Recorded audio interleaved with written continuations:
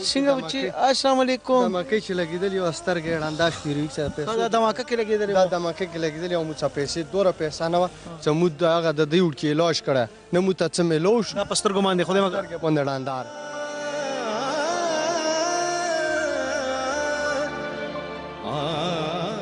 بند رانه خطا شي چې دې وړو ته وګورم چې چا ته ووایم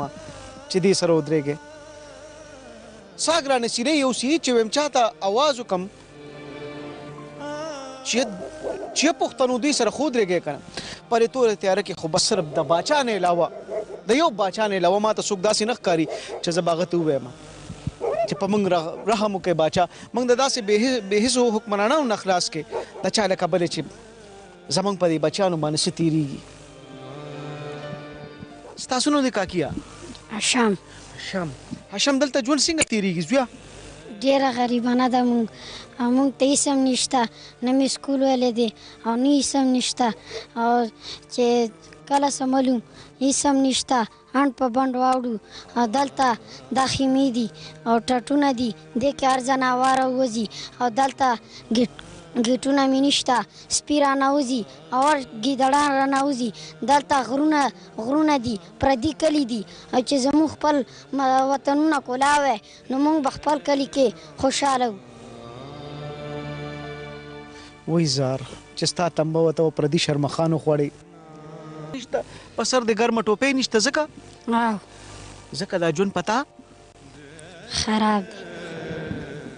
دی هاي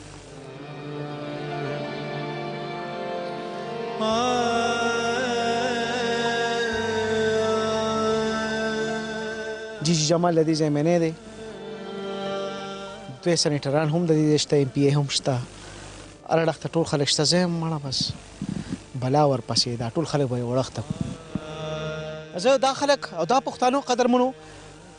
رب ذوالجلال ته تاسو ته اقدم ځکه چې کله دا یوسف لیونی کله چغې وایي که نه نو تاسو ضرور ودرېږئ ټول عمر ودرېدلې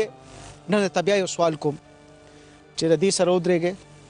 کتولۍ برستن رالېږلی شي کورم ودان 2 پیسې ولې رالېږلی شي کورم ودان یو موټی وړه کوم د ځان سره وړل که نه نو کورم ودان راشئ او دا خپل پښتانه دا بچیان وګټئ دا بچیان تاسو کې خو به ډېر صاحب ثروت خلک یې که نه زما د رک بچو سره ودرېږه هسې نه چې په تنبه یې رانچته شر مخونو خو د دوی تنبې نشته